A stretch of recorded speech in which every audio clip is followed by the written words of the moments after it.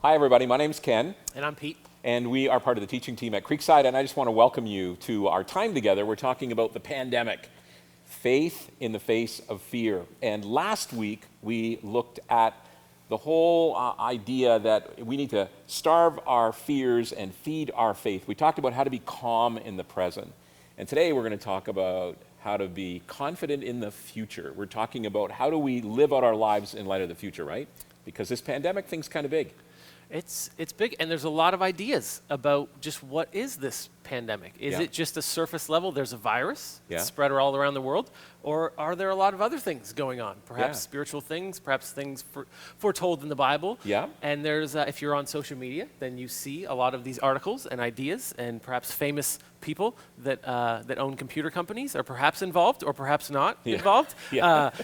And it can be a really confusing time, and it can also be a time filled with like a lot of things to maybe stir up fear in Yeah. us, which is why we wanted to talk about it. Yeah, exactly. I know one preacher that I have some respect for, particularly his teaching, talked about the fact that this is probably the most apocalyptic kind of thing that's happened in his lifetime, because it's the whole globe is shut down, and you think about it, and because of that, people get talking about how does this relate to biblical prophecy, right? Right. So you got the empty store shelves, and you got social distancing, and you've got hospitals popping up like very quickly. Is this real? Is this one real? Yeah, That's yeah. a real article. That's a real article, yeah, off a magazine, Coronavirus in Prophecy, Watch. right? And then the four horsemen of the apocalypse, and all those These kinds guys, of they're going out words. to kill a dragon. Yeah, They're yeah. coming. Yeah, killer dragon, yeah. 666, the Antichrist, all those words get thrown around right now. Yeah, And the yeah. question, of course, is that actually accurate? How should we be responding to this in light of what's going on around us? And so we want to talk about the Bible and how it relates to COVID-19 and how we should respond. I think it's very relevant for us today. Yeah, and you're going to begin with what I think is a great place to begin, which is what do we say confidently, and what is kind of an orthodox Christian view of the future? Absolutely, yeah. Yeah. So we're going to talk about the 5 absolute, for sure, this is what we know about the future, and this is what we can count on things. And these are the ones that everybody who's a follower of Jesus needs to kind of believe. I mean, you may not have thought much about these. And as we talk about future things, I want you to understand, for some of you, this might be a little kind of new, but I think it's important for you to understand, especially these 5. These are the kind of the foundational ones.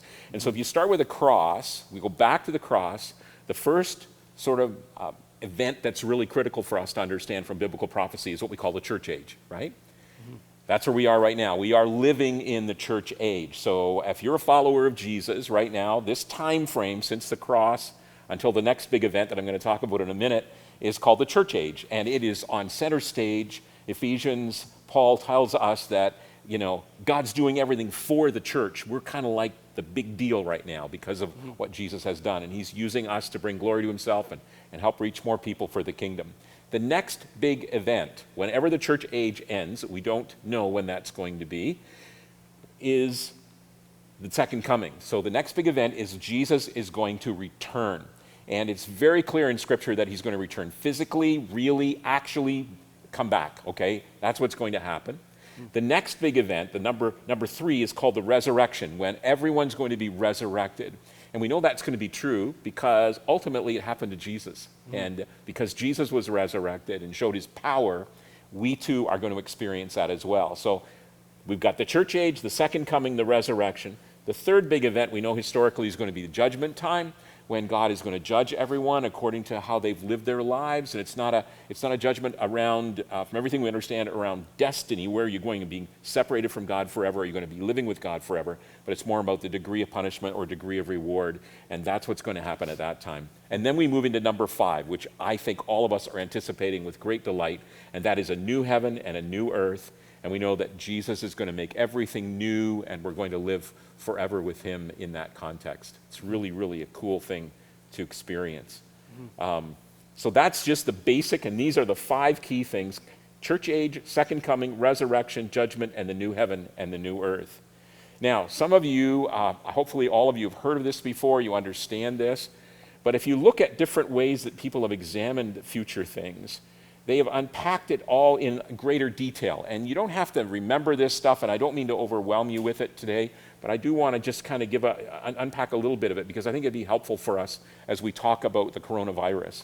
And even to put it into categories of, this is what we all are down with. Yes. And then here's some other ideas that you're going to hear about if you're around church for any number of time, and to be able to put those in maybe another category of interesting, speculative, maybe helpful. Yes. But not the foundation the way that this is. I'm not going to die for these next ones, okay? But these ones, I'll go to the wall on these because the Bible's really, really crystal clear on them. So here's the next thing that we know is going to happen, or that some people believe is going to happen according to their system, is the thing called the rapture. And the rapture, and you may have heard of it, it's when the rapture of the church is taken away.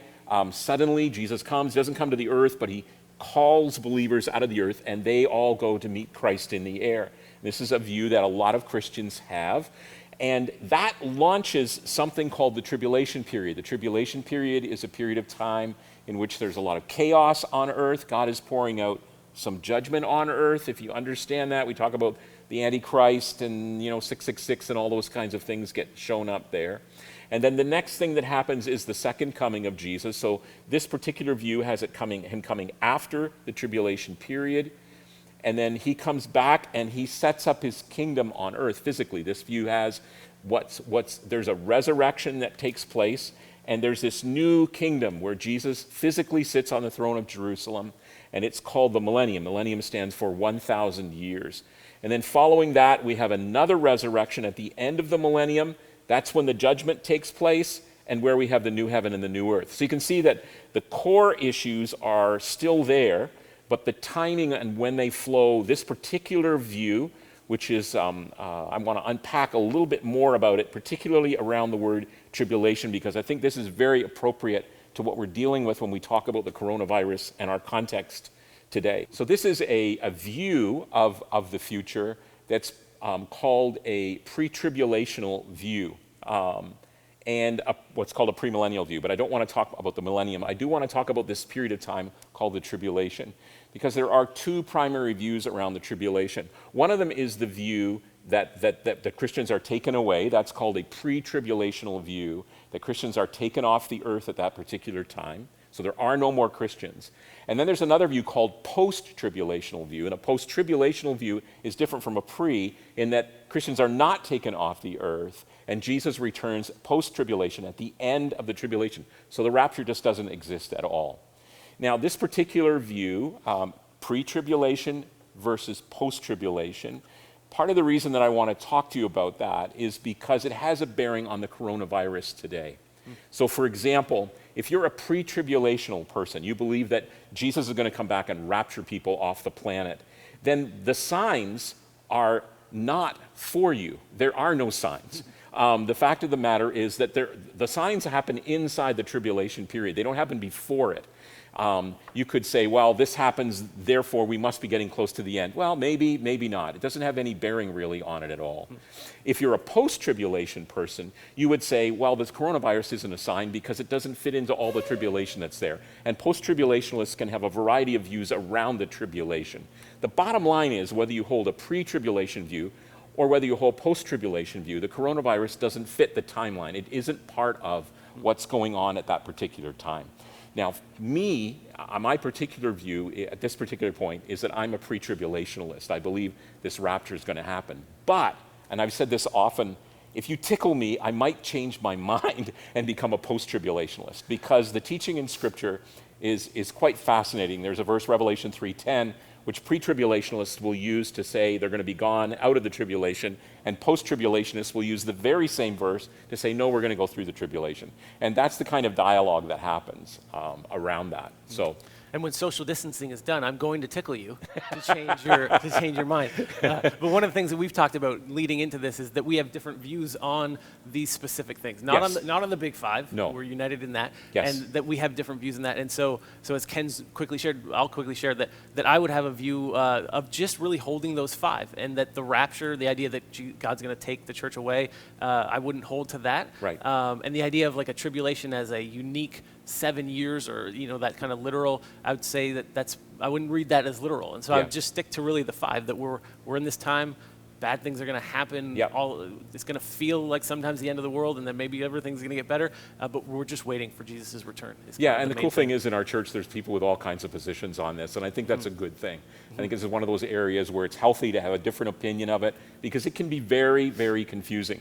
And I was a guy who I overdosed on prophecy when I was younger, and to the point where I had dates set, I had everything set up like that, and they didn't happen. And we had we were gathered together to do this, and it just got crazy. And I, then maybe swung the pendulum too far the other way. But anyway, so this is what we believe. But as we've just been saying, it's these 5 that matter most.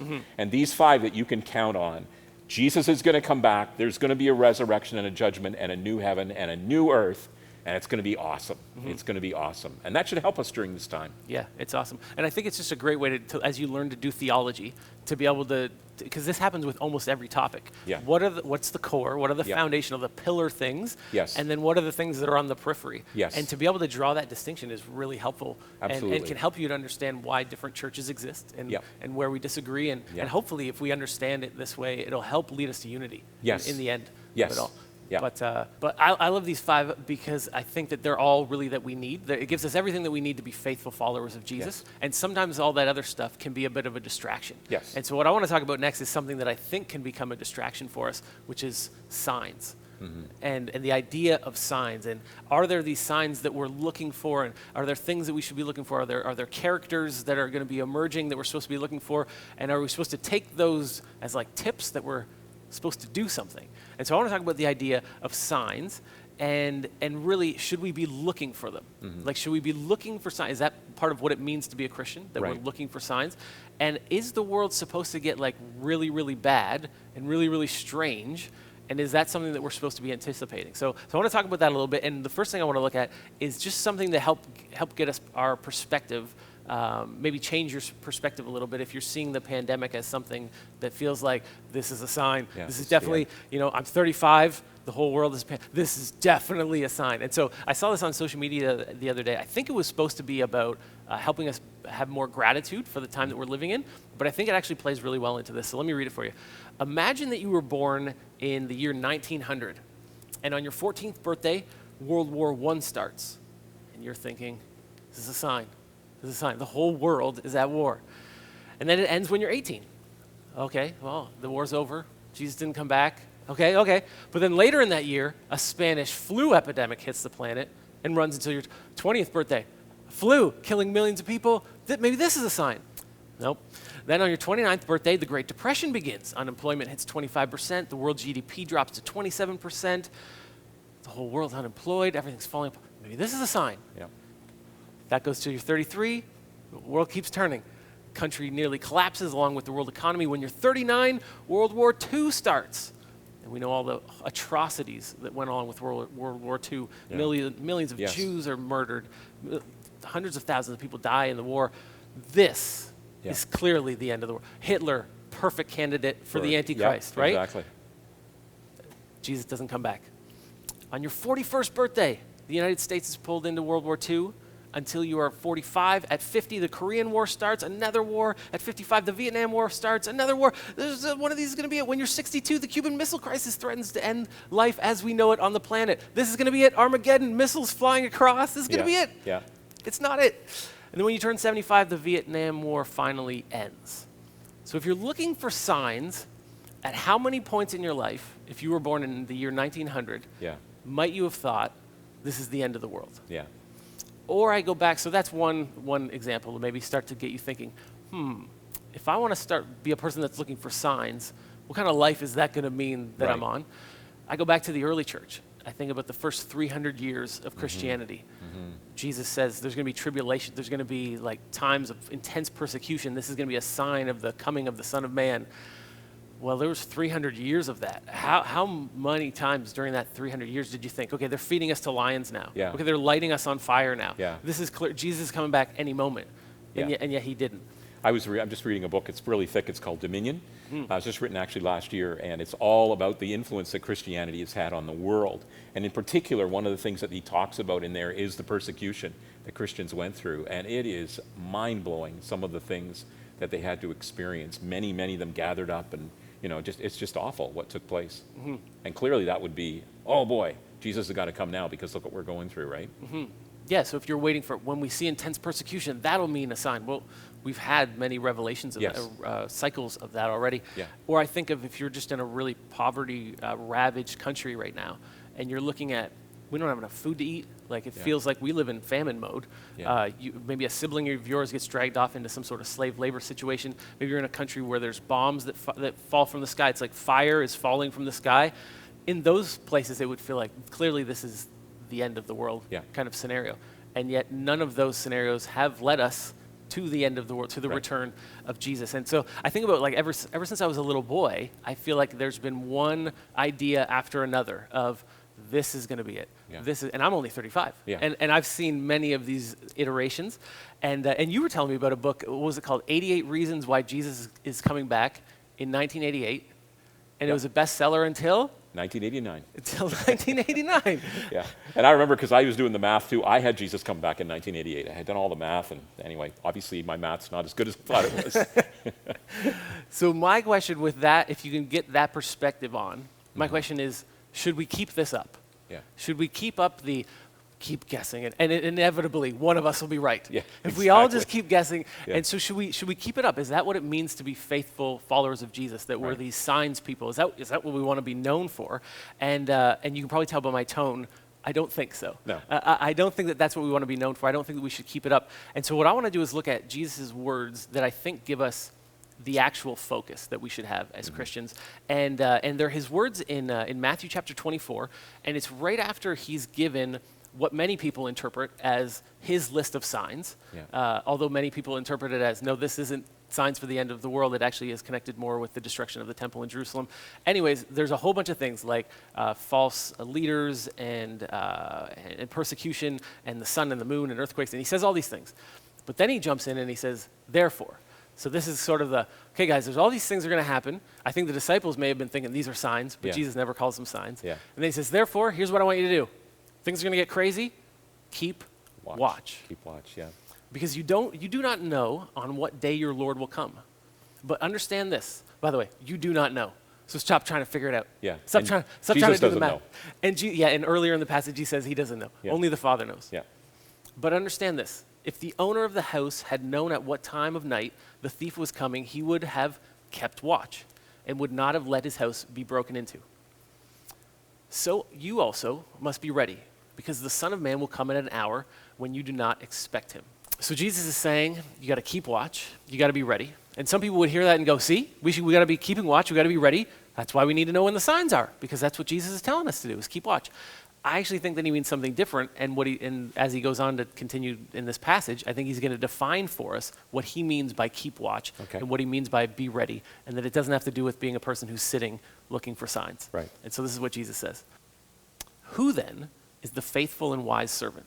So this is, I think he's defining for us, who is the person who's keeping watch? What does it mean to be a faithful and wise servant? Because that's what we want to be. Right, We want Jesus to absolutely. return and say, Absolutely. you're doing good, you were my faithful and wise servant. So who then is the faithful and wise servant, whom the master has put in charge of the servants in his household to give them their food at the proper time? So he's saying, imagine like a household, imagine like we're brothers and sisters in a household. Who then is being a good member of the household? And so it's all these ideas of serving one another, loving one another. He's saying this is what it means to keep watch, is to Okay. be that person in the household who's serving, taking care of one another, doing what I told you to do. Right. That's what it means to keep watch. Then he says, it'll be good for that servant who's doing what I told them to do when the master finds him doing so when he returns. And I love that finds him doing so, because it's not this person was at the door when the master returned, Right. and he was like, I saw you, master. I saw all the lines, and I saw it. I was ready for you. It says, no, he was just in the house. busy. He was busy doing the work of the master, and the master comes in and finds him doing those things when he returns. Truly, I tell you, he'll put him in charge of all of his possessions. And then he goes on to say, but suppose that servant is wicked and says to himself, my master is staying away a long time. My master's staying away. Maybe my master's not going to come back. Right. Maybe I'll be able to see right before the master returns, and right before he comes back, then I'll be good again, and then he'll find me doing well. And maybe that guy, maybe then he begins to beat his fellow servants, and he eats and drinks with the drunkards. Well, for that servant, the master of that servant will come on a day when he does not expect him, and then at an hour that he is not aware of. He will cut him to pieces and assign him a place with the hypocrites, where there will be weeping and gnashing of teeth.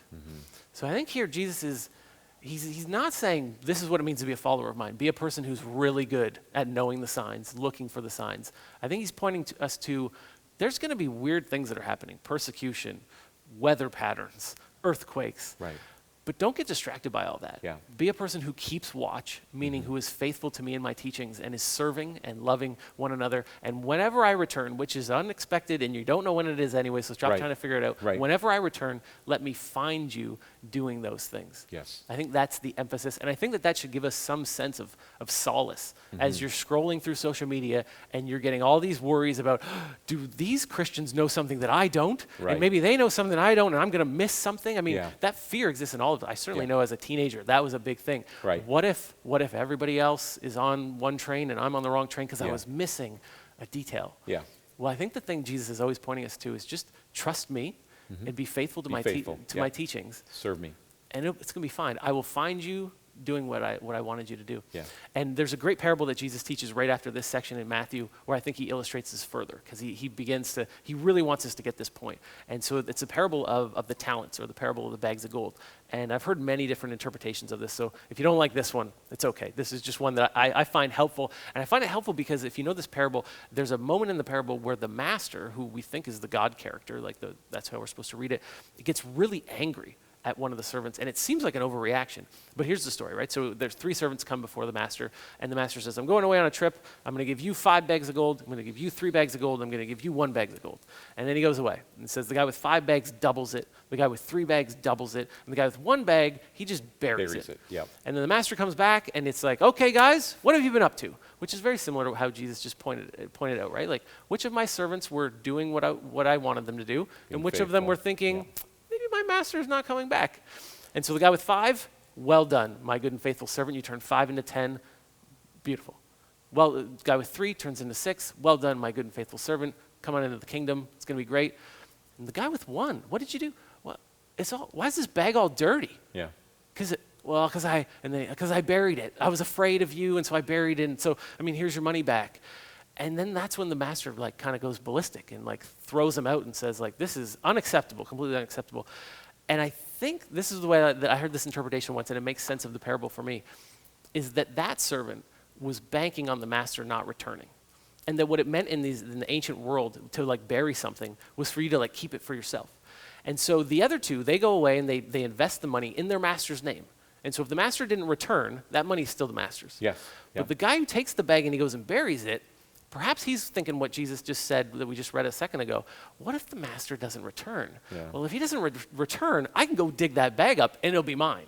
And when he brought the dirty bag of gold to the master, he knew exactly what that guy had done. You thought I wasn't coming back. Yeah. And so you just started to do whatever you want. Yeah. And so I think, again, Jesus is teaching us what it means to be faithful to him is to expect that he's coming back. Yes. To never live as though maybe he's not coming back. Right. Maybe I should hedge a little bit. Maybe a little bit of the ways of the world and a little bit of Jesus. Yeah. And when I see the signs start to change, then I'll go 100%. He's Yeah. like, do not No. try to play that trick on Yes. this master because he's not going to have any of it. Yes. And I think that's what it means to be a person that keeps watch. And I think that can free us up. It's a really high calling, still a very high calling, but it frees us up, at least frees me up from any sort of fear of what if I miss a sign? What if I Yeah. miss a step? Yeah. That kind of thing. Yeah. Yeah. And another thing that I think is important just to mention, and I feel like I almost reluctantly mention it because there's so many strong views about it, but you'll see this on social media, is the idea of, are we supposed to be looking out for a mark of some kind? A mark of the beast. Right. Is that going to be a thing? And I want to talk about it because it does create so much fear in people. And so if you go back to the context of the book of Revelation where we find this idea, we know at that time that there was already this was already playing out. That the way to do commerce in that time would be that you'd have to go and worship these other idols, these other gods that were part of the Roman imperial cult, and then you'd get a mark on you, and then that would say okay, this person's playing the game, they're worshiping all the gods that we worship so they can barter and buy food with us. And if you didn't get that mark, well then you couldn't provide for yourself and you can participate in the economy. And so in Revelation there's a warning don't do that. Right. Because to do that is to sell out on your allegiance to Jesus. Yeah. And we are people who worship Jesus alone and we don't participate in any of this other stuff. Yeah. And so if you take that teaching and then you pull it forward, regardless of whether you want to say so there's going to be another time when we have to watch out for a mark or not, I think we can pretty confidently say it won't be a trick. No. No. It won't be hidden in a vaccine. Yes. It won't be hidden in a tracking thing. It will be very clear that when you take this mark, you are selling out Yes. on your allegiance to Jesus. Yes. And so that again just frees me up to say, okay, so I don't have to be so concerned about a mark that might be a trick, and now I'm done for. Yeah, I'm done for. But to just say, my goal is to be a faithful, obedient of Jesus, a servant of Jesus. And if I'm presented with anything, which we're presented with every day, that would say, you know what, don't be so aligned with Jesus. Sell out a little bit here, worship this idol here, that we must absolutely reject that. And it may Absolutely. come in the Yeah. sign of a mark. It may come in the sign of who knows how many Yeah. other things. Yeah, exactly. It's going to be black and white issue. It's not a gray thing. You'll be making a decision on the basis. You'll be knowing what you're doing. It's not going to be a trick, as you mentioned. Yeah, for sure. Absolutely. Yeah. Yeah, cool. So, My turn? With that, it's your turn. Yeah, okay. So here's the question. What do we do? How do we live now in light of the fact that we're in the middle of this pandemic? And I think that's a really healthy question. I think it's the right kind of question. I think God gives us all kinds of insight and instruction around this. And I love this little quote from the Lord of the Rings. Frodo is saying, "I wish it need not to have happened in my time." In other words, I wish that I wasn't carrying this ring. I risk this whole terrible experience wasn't mine. And Gandalf says, "So do all who live in such times." But that's not for them to decide. All we have to do is to decide what to do in the times given to us. So how are you going to respond? You can't change the pandemic, but you can change you. You can't change your circumstances, but you can change you. How are you supposed to do that? And one of the things that we talk a lot about at Creekside is don't waste a tough time. Life is filled with tough times. Don't waste them, because tough times are special times. There really are. Not a lot grows on the top of a mountain, okay? Because there's nothing really to grow up there. And we love mountaintop experiences. We love when things are warm and fuzzy and nice and pretty and ooh, that's where I want to stay. Keep me up here, Jesus. This is really wonderful for me. But the truth of the matter is that most of the stuff grows in the valleys where all the manure is, okay? That's where it grows. That's where the fertilizing is. And that's where we often grow too. And this pandemic is one of the special times in our lives. And I'm not in any way demeaning all the pain that's happened, all the death that's happened, all the struggles that we're going through. But in the middle of it, there are some gems that we need to sift through. There are some wonderful experiences that we can have that will help us feed our faith and help us to really, really grow. And tough times can do that.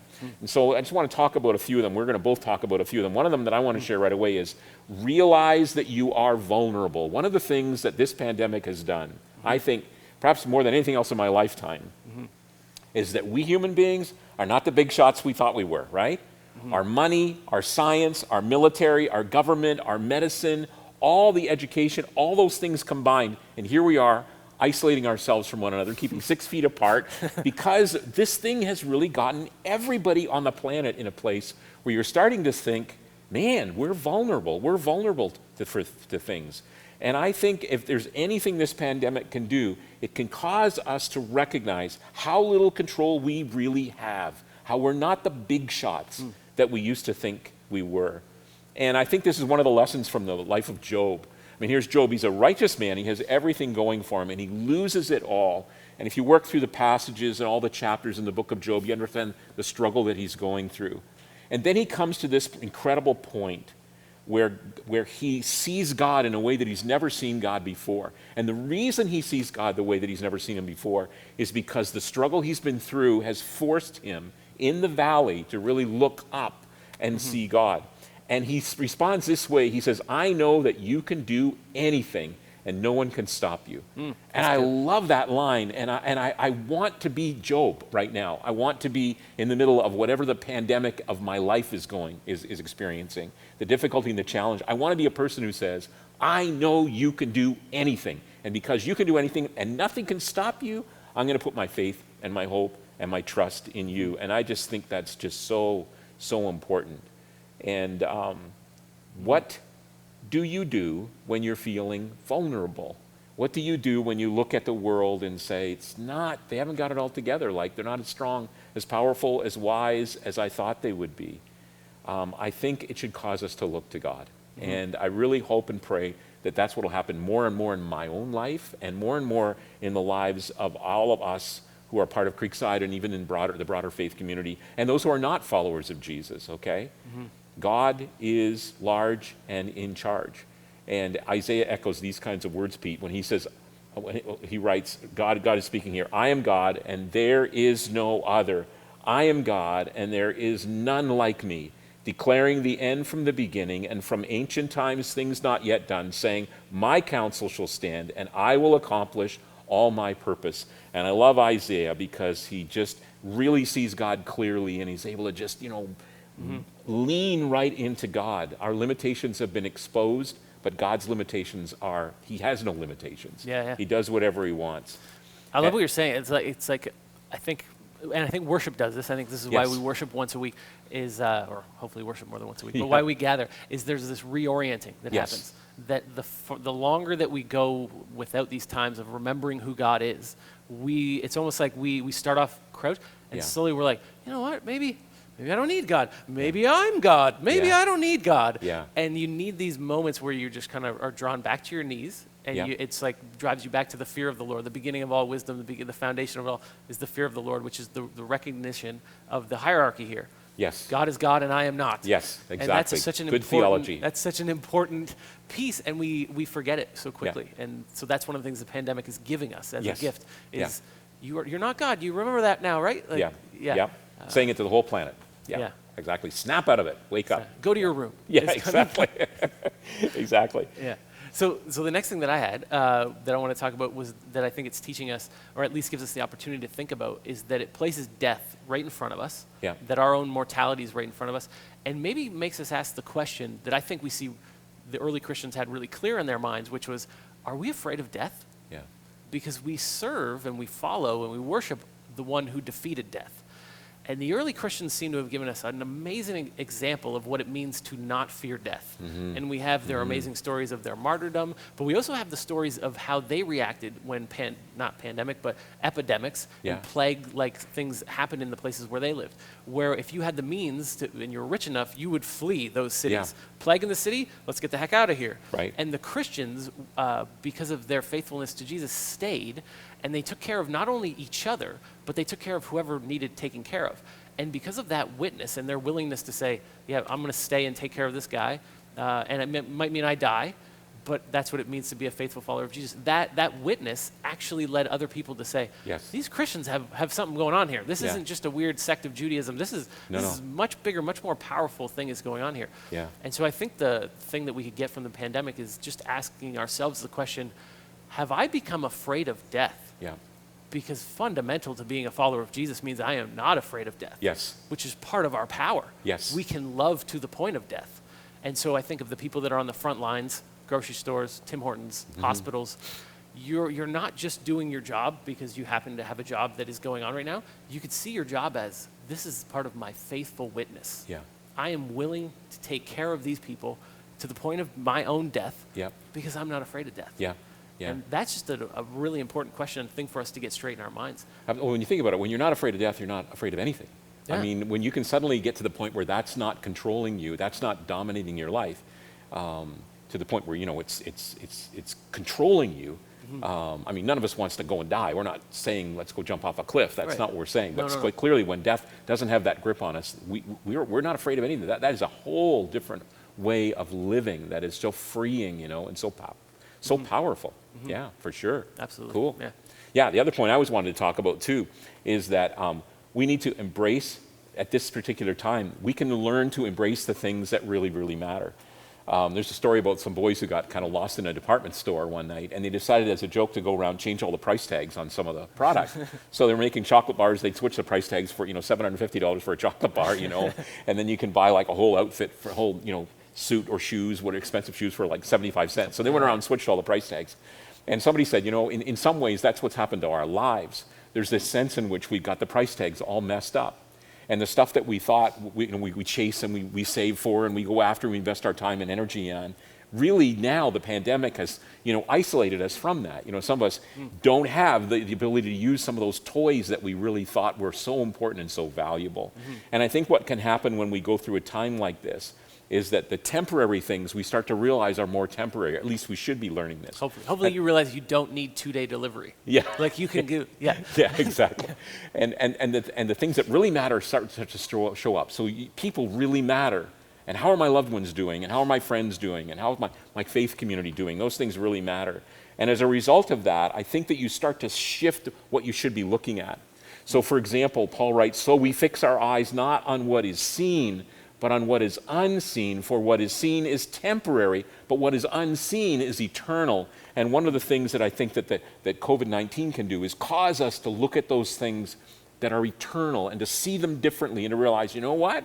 This world really is temporary. These things really don't do for me what maybe at one point I thought they would do. And it is people, and it is God, and I'm going to come back and sort of reorient my life right now toward that. And I think that's just so critical. It's just so important, right? That's good. That's good. Yeah. And then one of the last things I wanted to bring up was all the things we've been talking about today are all potentially divisive within Yes. Christian community. We've got the nuances of the end time play out. Yeah. We've got the idea of what signs, what aren't signs. We've got how governments are reacting and whether or not we think that's a good idea or not. And so there's all of these reasons to be divided or potential reasons to be divided. And I think it's just a good thing that we should be guarding our hearts against.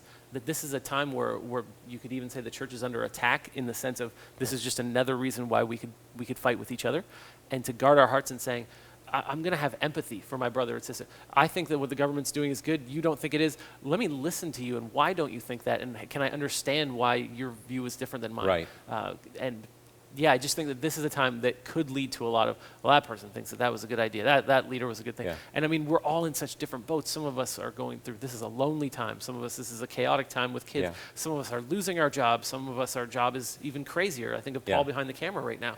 Hardest working guy at the church right now. Yeah. Sorry if I'm offended someone else by saying that, but it seems that way from the new guy's perspective. And so just to say, to be aware that this doesn't become a time that divides us. Yeah. Slow down, listen, respect, value, honor, love people. Yeah, all of that really, really important to do for sure. Yeah, one of the things I would say to us and say to you is this is a great time to kind of wake up. Wake up in a whole bunch of areas, you know.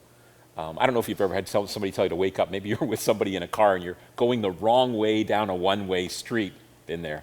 And the passenger says, "Wake up! You're going the wrong way," you know. Or maybe you climb up on the bathroom scales one morning, and you look down at the little box, and the digital readout says, "Wake up, one person at a time, please." You know, and you realize, oh, I need to do some work here.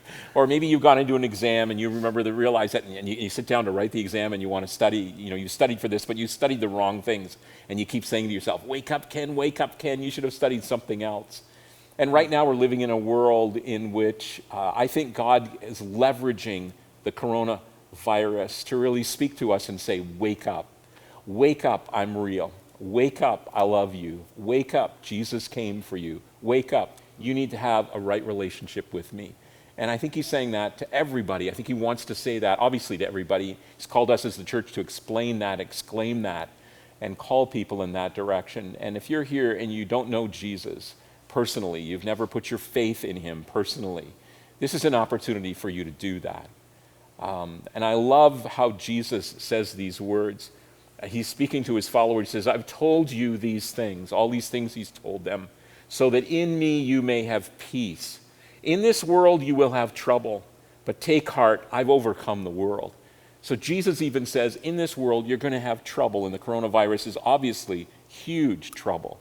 But he says this to them, "Take heart.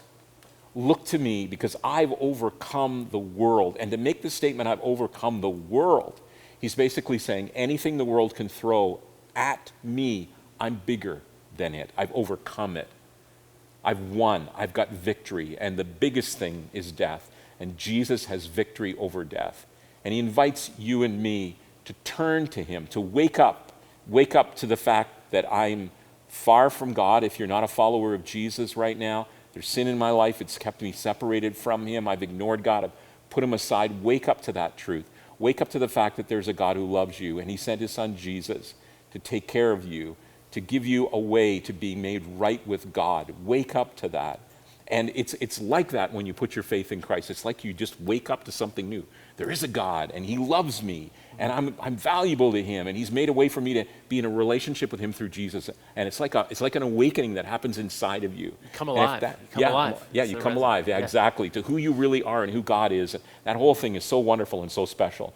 And if that's a decision that you need to make, or a decision you want to make, or a decision that you are making right now, I'd love it if you could just hit the button on our website.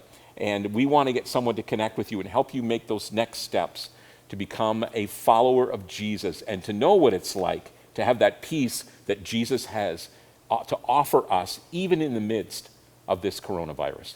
It's beautiful. It's beautiful how you phrase that. I love it. I was watching an interview with Tim Keller and Francis Collins this week, and he said something that I thought we could end with today. He was talking about all of the uncertainty that the pandemic has brought, and the questions of has God caused this, or why does God at least allow this to happen, and what do we do with that? Kind of almost like the problem of suffering. And he phrased it this way. I loved it. He said, "We may not be able to explain the why of suffering, but we know that it doesn't mean that God doesn't love us." Mm-hmm. We may not be able to explain why is this happening, all that, right, but we know because of Jesus that it doesn't mean that God doesn't love us. Absolutely. And there's this word that the early Christians kind of coined, and it would be something that they would say to one another, and they would say it in the midst of the chaos that they were faced with the martyrdom. And imagine like someone just got dragged away and they were killed, and you're like, this is what it means to follow Jesus. We're going to get killed. There's plagues happening, and they would constantly want to remind each other that Jesus was still going to come back, that they had this hope that Jesus was going to return. And so they would say this word Maranatha, which actually, when I was looking it up this week, I realized has kind of there's a bit of competition of, does it mean that Jesus has come, or does it mean that he will come again? Does it mean like our king has come, or our king is coming again? Okay. And I kind of like to blend the two together and say, I like that. Say he has come, and he will come again. And because he has come but once before, we know what he's like. Yes. Which is why we can't wait for him to come back. Yes, exactly. Yeah. So I wanted to end today by just saying, Maranatha, Ken. I can't wait for our King to return and to heal all that is broken in the world, and to heal all that is broken within us. And I say to you, Pete, Maranatha, our Lord has come and our Lord is going to come. And we say to all of you out there, Maranatha, our Lord has come and our Lord is going to come. Maranatha.